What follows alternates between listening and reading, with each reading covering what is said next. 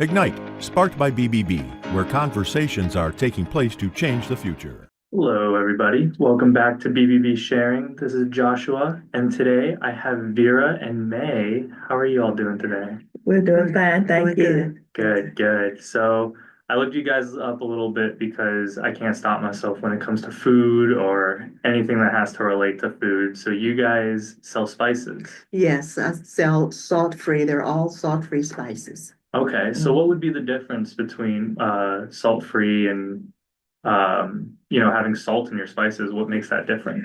It's healthier for you because if you look at the spices in the stores, salt is usually one of the first ingredients, the first or the second ingredient. So you're actually getting more salt than you're getting the flavor from the spices. So it's healthier to go salt-free, and you're able to add as little or as much salt as you want. Interesting. All right. Where are you guys from? I'm from Petersburg. I'm from Chesterfield County. Okay. Mhm. So just in your home life area, what did you guys used to cook? Did you guys used to cook? Well, she's a cook. You are the But cook. I'm the guinea pig for the spices. I have all kinds of problems. So, Uh, and then I turn to her for the spices for my okay. foods because I'm no salt. My doctor said no salt, Hmm. no fat, and no sugar, which Wow. means literally no taste. You gotta keep it flavorful in your life, So man. that's what I turned to her. Awesome. So what made you want to do something like this? The doctor told me I had high blood pressure and to go saltless. Okay. And everything I tried in the store, I did not like. Everything was I just thought it was just so nasty. All the fake salt and nothing, no flavor. She was saying no flavor. Hmm. So I called her one day and I said, "Do you think I can make and mix my own spices?" She said, "You do everything else you want to do, so why not?" That's a sister for you, yeah. That's Yeah. awesome. What do you usually like cooking when it comes to? I cook, without using the spices, I cook anything from pork chop, chicken, fish, Okay. and then I also do a little baking. So it just depends on how I feel about the baking. Okay. I like experimenting with different spices, see what goes, with what type of dish. Is there something that surprised you when you cook and you're like, oh wait, like cumin is actually good on this, or this is a spice that I've never really tried before. Let's go for it. Right. There are a lot of spices that I hadn't tried or hadn't even heard about. So what I did first was I went through cooking magazines and saw what they were putting together Okay. in the menu, in that recipe. So then I started trying mixing what they were using in their recipes, mixing it together. So why not use one bottle instead of buying the thyme, the onion, and all of that separate, just have it all in one bottle. That makes sense. And they do usually when it comes to, I think steak more. I usually like to do like Mrs. Dash is usually kind of my go-to. And Mystery will be good for that. that one, Mr. Mystery will be Okay. for steak. That would be really good. Oh my God. I should have eaten before coming over here. No, I mean, when it comes to the different spices, what are some of the health benefits that you see? Spices can help with high blood pressure, period. Just spices, some Okay. spices. Garlic is really good for high blood pressure. And things like lavender, you wouldn't think would go into food, but Interesting. lavender would be good. Cocoa goes into like you were talking about the steaks. You can mix the Hmm. steak rub because I have a steak rub, a cocoa steak rub, and I never would have thought cocoa would have gone good with that. That is With that. interesting. And but spices offer a lot of benefits. People use spices to cure anything from stomach aches to headaches, and Hmm. so it's a health benefit not only to lose weight or to make your food taste good without the salt. It also helps you all the way around with health issues. That was the remedy back in the day before Mhm. medication. Yes, It was just grinding stuff up and this will help with inflammation, this will right, help with your stomach. right. I know my mother used to do shumac. Was it shumac? I think it was. We used to call it shoemaker something. And she used to give us that or something. I think she should grind it up and do something with that. So Wow. So do you guys have a storefront? I do not have a storefront. No. Okay. You basically go to the vending Right now, coming up the first weekend in May, I do Lewis Ginter Botanical Gardens, their plant fest. Okay.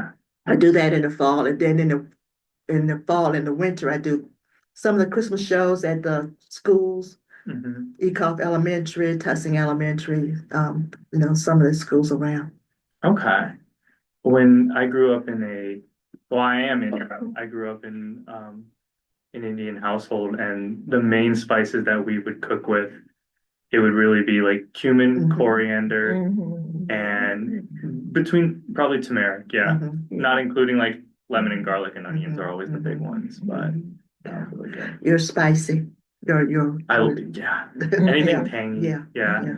I was reading up and they were talking about how spices kind of work when it comes to plants. Mhm. And it was something really interesting where they were saying if you see majority of like the very like I'm trying to think of the right word for it, but very flavorful, very like potent spices, you see them in like Latin America Right, or right. India, India or African. Right. anything African, yeah, somewhere closer to the equator. Mhm. Um, I was like, why would that be the case? And they were talking about because plants have to adapt to the environment that they're in.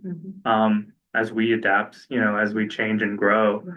um, the plants have to, because they're closer to the equator, they're in hotter areas, they have to create a more potent mechanism to Mhm. protect themselves. Right. So it makes the flavor of the herbs a lot more powerful. Right. And people a lot of times get there's a difference between herbs and spices. Oh, please elaborate. That's it. and and herb is like the leaves of Mhm. the plant. Um, I shouldn't have said anything because sometimes I get it backwards. The spice is like the seeds, Okay. and the herb is like the leaves or the bark and all from the Okay. plant. Is it dependent on the plant, or do you see spices more flavorful than herbs? It depends on the plant, and there is one plant, I think it's coriander, that is two, you use the seeds and you also use the leaves and the roots of Really? coriander. So it's both herb and spice. Okay. I even still get stumped. I haven't looked at it, but when it comes to like bay leaves, I'm very curious as to just how that works because it's just one leaf, you just plop it in and it just Mhm. makes everything just a lot more, it Yeah, just boosts everything up a lot right, more. it does. Very interesting. And lemon too. Don't forget to use Lemon's a lemon. big one. Lemon adds up that little extra touch to it. A Brings little out kick. that little flavor, add that extra flavor to whatever you cook. Beautiful. So what are the next steps for you and your company? That's hard because I will be 75 years old on the 23rd of this month. And 75 years young? yeah, and I'm not sure which way to go because it's people don't realize it's a lot of work to become a a big business. Hmm. You start small, but you want to grow. And it's hard to grow. And it's getting more expensive now to buy the herbs and the spices. Hmm. So I'm not sure because I think I have to cut back on the number I have. I have developed over 20 some different spice blends, but I think I'm gonna have to cut back because I can't buy all the spices to make all those different bottles. Mm. So I don't know whether how much I want to grow. And I kind of like being small because I like actually talking to the people and interacting with the people and finding out their needs and their health benefits and helping them with that. So I'm not sure what I want to go, where I Yeah. want to go from here. Do you think growing them yourself would be cost effective or Growing them myself probably would be cost effective, but you time? have, yeah, time consuming, plus you have all these other issues. You have to be approved, the ground got to be certain soil, and Mm. you have to go through all so many stipulations to actually put it in a bottle and sell it to other people. I see what you mean. Regulations, a lot of regulations. And the spices that you get, are they from the store or do you buy them like overseas or I locally? buy from a wholesaler. Okay. And there's some American, some from overseas.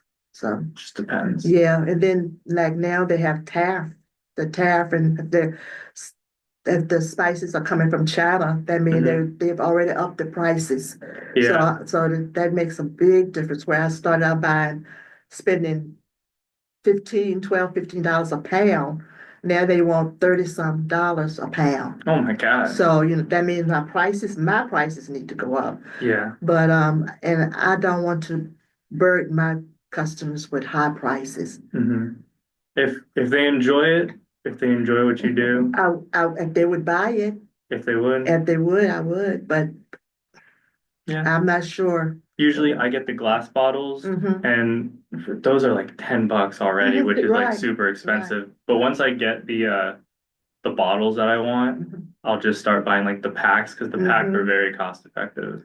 And my bottles are $8. Okay. And I started reducing them to if you buy two, you can buy two for 15. Okay. And I did start doing what you were doing, telling the people that if they wanted the refill bags, to buy the bags, which would be cheaper, hold on to your bottles, and then I'll sell you the resale bags. Yeah, it's so much better. But how can people get in contact with you? I have a website, which is vvseasonings.com. You can go on my website and you can order from my website. Okay, nice. Well, thank you guys so much for listening to us. Did you have any last words that you wanted to say? Do you have anything you want? We haven't talked to you in a minute. Well, she's the business person. I'm more or less the test person. One doctor put me on the Mediterranean diet. My heart doctor put me on the DASH diet. Yeah. And on those two diets, I can rely on her spices. I don't have to worry about being delinquent or whatever and doing what the doctors want me to do. And then in addition to that, they're very flavorful so that I can go to the store now. If I go to fast food place and get something, it's too much salt. I automatically taste it's too much salt, it's too much sugar, and I automatically taste this flavor is missing. It's missing, it's this flavor is missing. It's it needs some work on what it tastes like. So 100. Nothing like cooking from home. Like there really isn't. You got so many more flavors out there, and we're really bad, I feel like, when it comes to preserving our food. Right. Especially when it's like fast food, they'll throw whatever they want in there just to keep it like fresh, whatever that may be. Yeah. But so they can rewarm it. I noticed that too. They warm things over. Okay. I also have an email address. It's